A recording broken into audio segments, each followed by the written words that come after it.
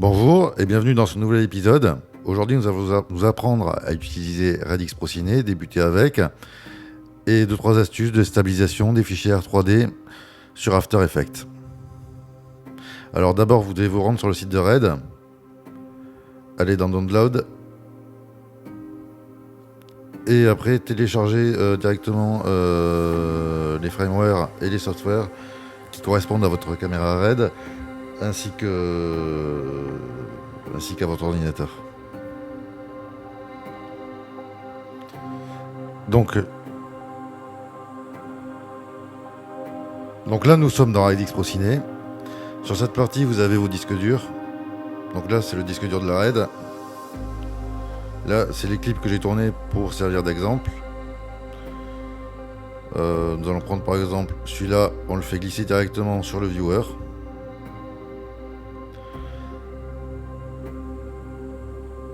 Sur cette partie, vous avez les métadatas avec, donc comme on a dit au premier épisode, tourné en IPP2, en 24 images par seconde, en 8K, le timecode, le nom de la caméra et le red code. Donc sur cette partie, nous pouvons mettre de la réduction de bruit. Là, c'est pas nécessaire parce que ça a été filmé en plein jour. Modifier les ISO.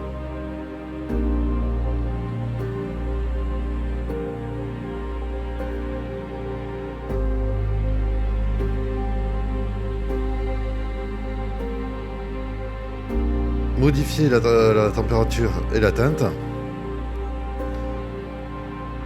Ici nous avons des courbes de couleurs, mais là on va pas s'en servir, enfin c'est des roues de couleurs, parce qu'on va voir ça dans le prochain épisode dans Final Cut.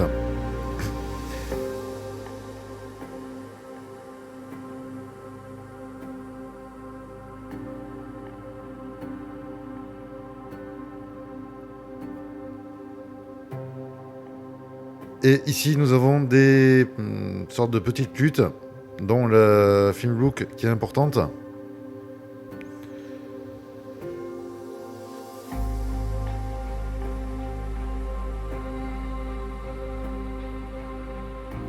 Et ainsi qu'un générateur de grains pour émuler le grain d'une pellicule. Donc c'est un générateur de particules 8K, c'est assez puissant. On peut gérer la taille du grain, la couleur du grain et sa douceur. Maintenant nous allons passer à l'export. Donc on va dans Fichier, Export. Là on sélectionne le clip dans le viewer. On a une sortie en Apple ProRes, vu qu'on est en IPP2, donc voilà, on a l'espace colorimétrique, donc on va rester en règle 20-20 pour avoir plus de couleurs. Et après on peut être par exemple en Red Load Film, on a des logs inférieurs, ou des gammas qui sont équivalentes à du S-Log 2. Nous pour l'édit, on va se mettre en Red Load Film, et ça permettra de le coloriser sur Final Cut. Et pour l'export, il n'y a plus qu'à cliquer sur Export.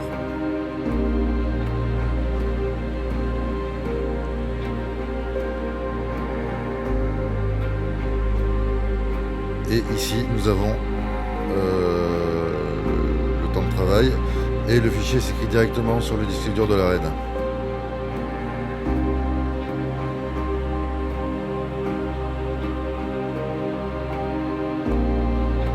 Avec ce bouton ici, vous pouvez faire une capture d'écran et vous aurez un fichier que vous pouvez traiter dans Photoshop directement et ça extrait du RAW.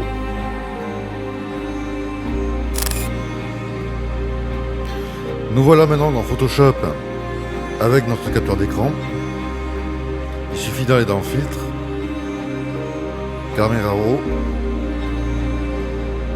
et ici nous pouvons traiter l'image exactement comme dans Lightroom, ou justement de la façon dont on traite un fichier image RAW.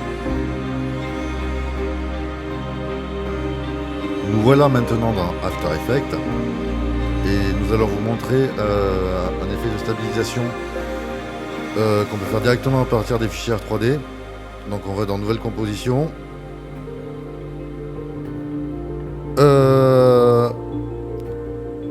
On met, là c'est un fichier 8K, donc résolution 8K, on reste en pixels carrés. Par contre, ça a été filmé en 24 images par seconde.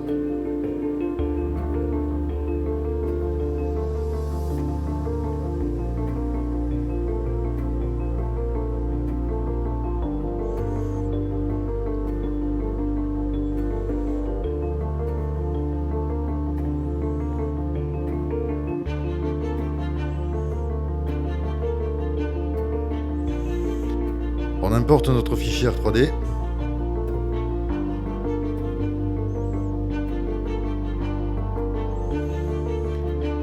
Là, j'ai pris un plan qui était filmé à la volée, à la main, volontairement pour pas avoir de stabilisation. Je vais aller dans Effets.